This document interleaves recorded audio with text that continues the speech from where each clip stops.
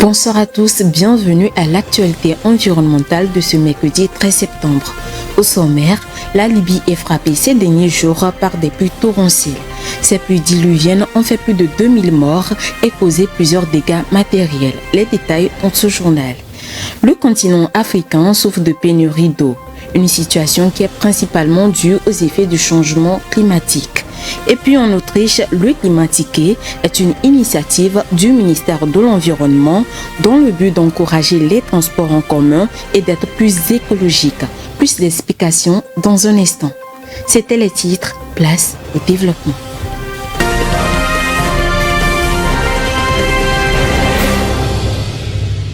La tempête Daniel vient de balayer la ville côtière de Derna en Libye.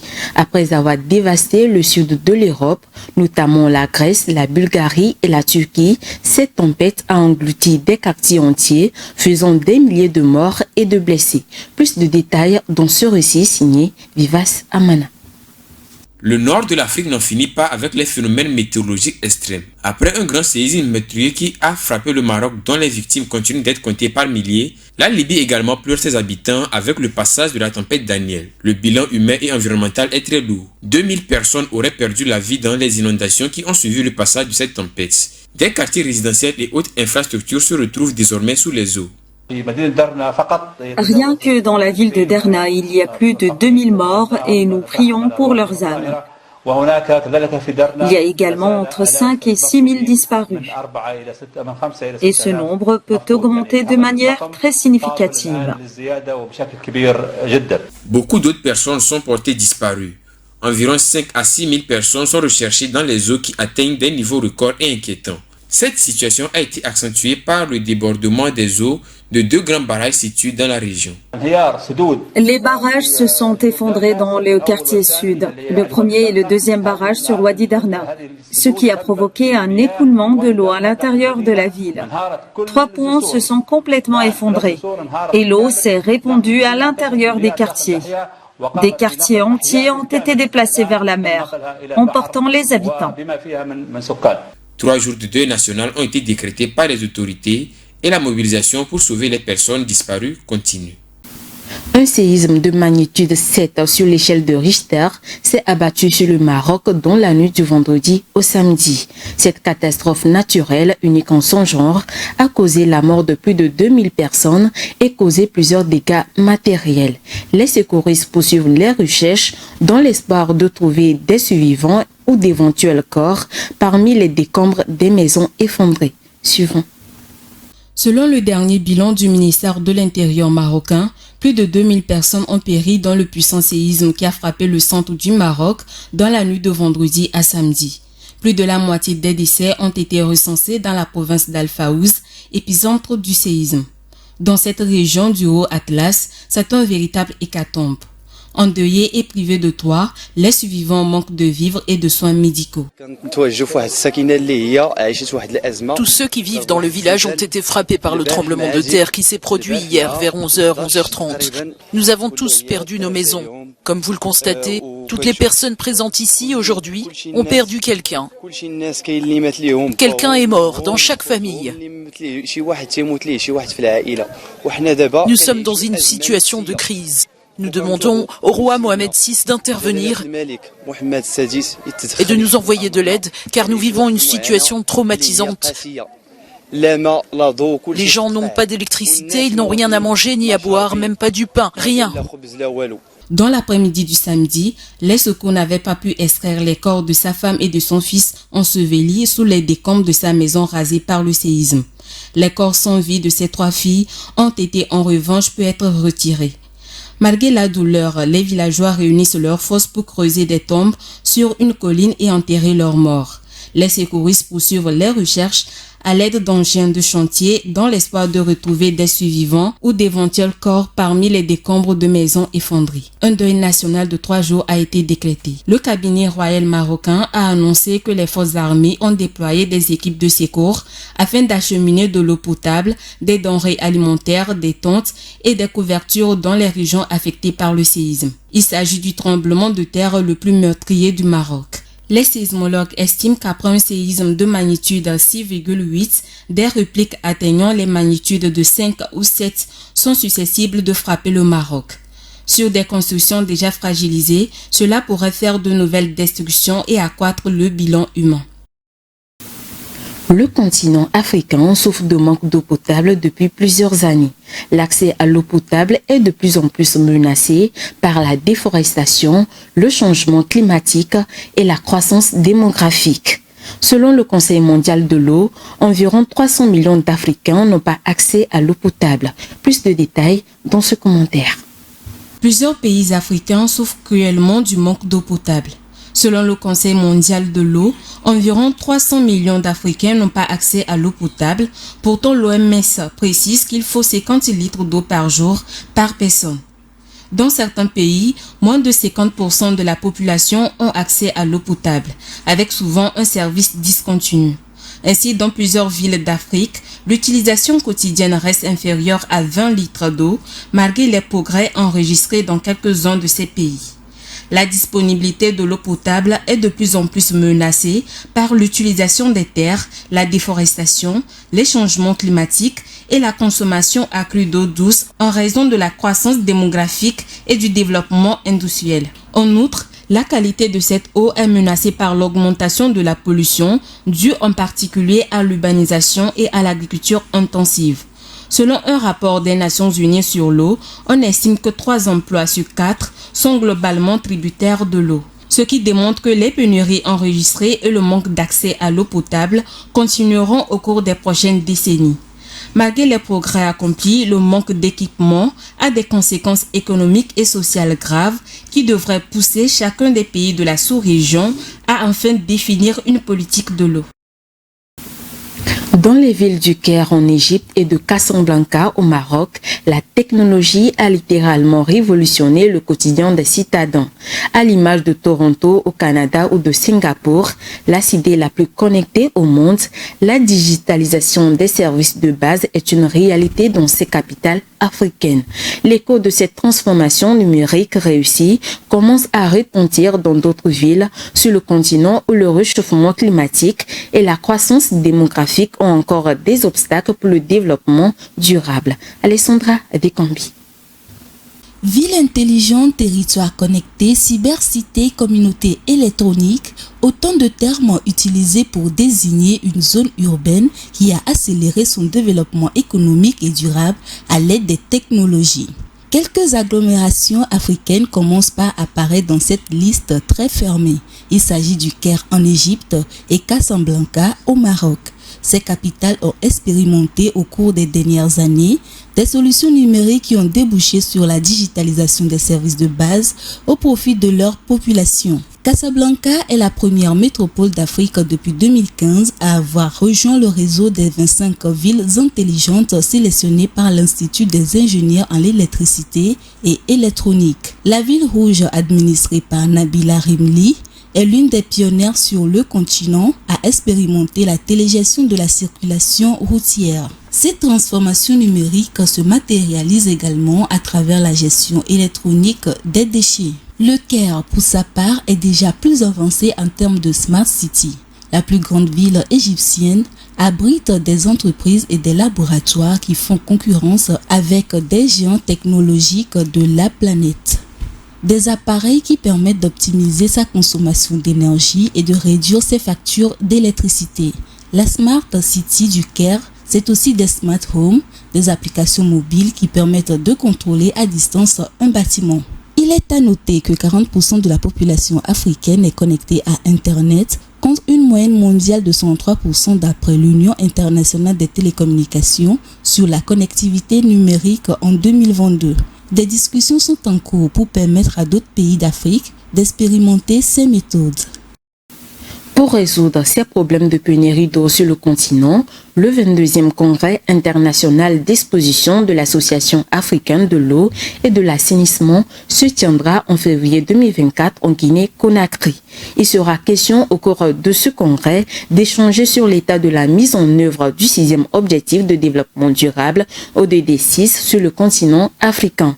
Ainsi, les préparatifs pour le bon déroulement de l'événement ont démarré dans la capitale guinéenne. Alessandra Adekombi nous en parle. Développement humain en Afrique par les investissements dans le secteur de l'eau et de l'assainissement, c'est autour de ce thème que les dirigeants politiques et les partenaires au développement se réuniront à Conakry, la capitale guinéenne, pour le congrès international et exposition de l'Association africaine de l'eau et de l'assainissement. Au moins 3000 participants dont 500 exposants sont attendus à l'occasion de cette 22e rencontre. Les panélistes africains échangeront sur l'état de la mise en œuvre du 6e objectif de développement durable ODD6 sur le continent. Une occasion de partager les innovations technologiques dans ce domaine encore caractérisé par les inégalités sociales et le manque d'infrastructures, particulièrement au sud du Sahara. C'est le cas des zones rurales à Madagascar, où le taux de défécation à l'air libre est de 42%, ou encore du Soudan du Sud, qui n'a pas d'installation efficace pour répondre au stress hydrique. Le pays hôte du Congrès international de l'Association africaine de l'eau et de l'assainissement espère nouer des partenaires avec de potentiels investisseurs pour mettre en place de nouvelles infrastructures afin d'améliorer le cadre de vie des Guinéens. La pollution des eaux territoriales est présente sur tous les continents. C'est le cas du Canada où le fleuve Saint-Laurent a connu un déversement de 2 milliards de litres d'eau usée au cours de l'été 2023. Cette situation a été provoquée par des pluies diluviennes qui se sont abattues sur la province, comme l'explique Vivas Amana. Le temps exceptionnellement pluvieux a contraint la ville canadienne du Québec à déverser près de 2 milliards de litres d'eau usée dans le fleuve Saint-Laurent. En effet, la ville de Québec a déversé 821 millions de litres d'eau non traitée dans ce fleuve en juillet et 1,1 milliard de litres de liquide souillé au mois d'août.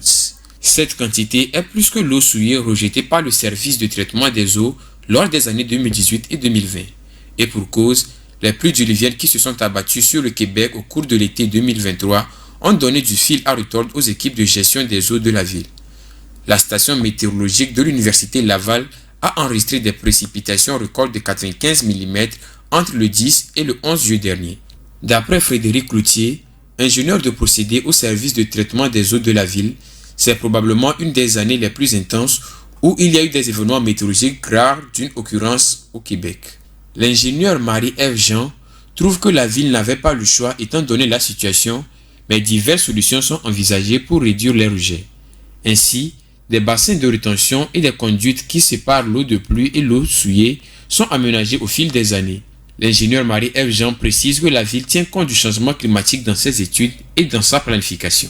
Notons que la ville de Québec vise toujours à ce que 90% des eaux acheminées aux usines de filtration soient complètement traitées. Actuellement, 95% des eaux usées qui se rendent aux usines subissent un traitement de décontamination complète. La sécheresse et d'autres phénomènes climatiques extrêmes ne menacent pas seulement des vies humaines, mais aussi la sécurité alimentaire. Et pour un continent comme l'Afrique, où les pratiques agricoles sont peu rentables, les factures sont davantage salées. Dans la Corne de l'Afrique, le Programme alimentaire mondial PAM estime à au moins 20 millions le nombre de personnes exposées à un risque de famine dû à la sécheresse.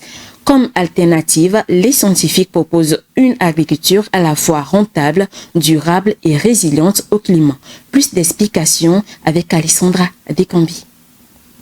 En Afrique, la sécurité alimentaire est davantage menacée par des phénomènes climatiques extrêmes, notamment les sécheresses et les inondations.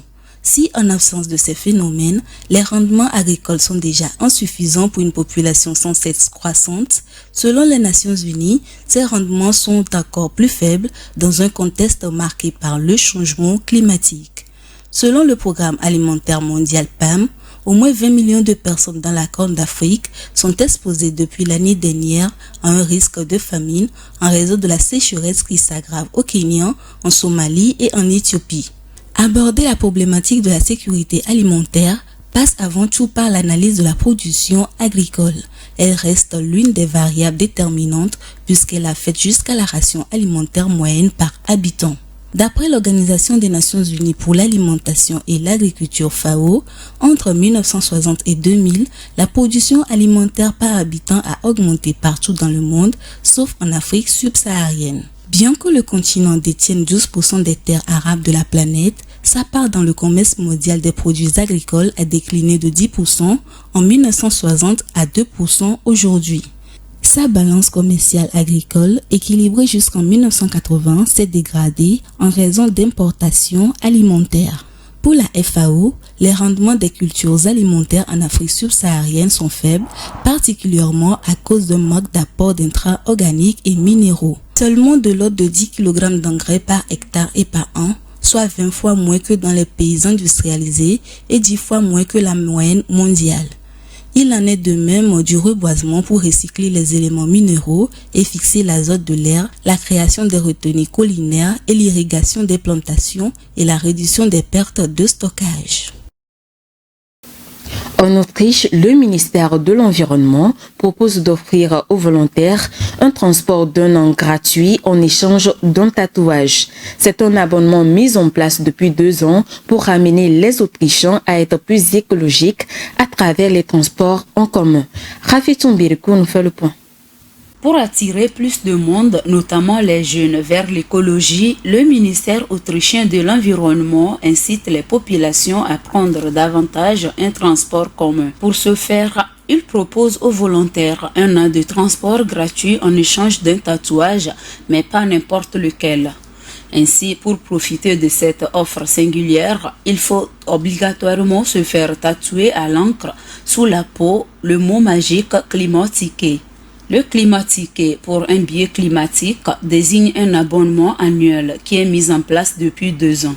Cet abonnement permet aux personnes tatouées de prendre autant de fois qu'elles veulent les bus, le métro, le train ou le tramway. Les volontaires sont libres de choisir la partie du corps où se faire tatouer, que ce soit l'épaule, l'avant-bras ou la fesse gauche. 245 000 personnes possèdent déjà le climat-ticket. La société de distribution du climat-ticket a installé ses stands d'information et de tatouage sous la bannière Action Goethe unter die Haut, ce qui signifie action dans la peau à travers le festival de musique cet été. Pour appuyer l'initiative, la ministre de l'Environnement elle-même effectue des déplacements sur place.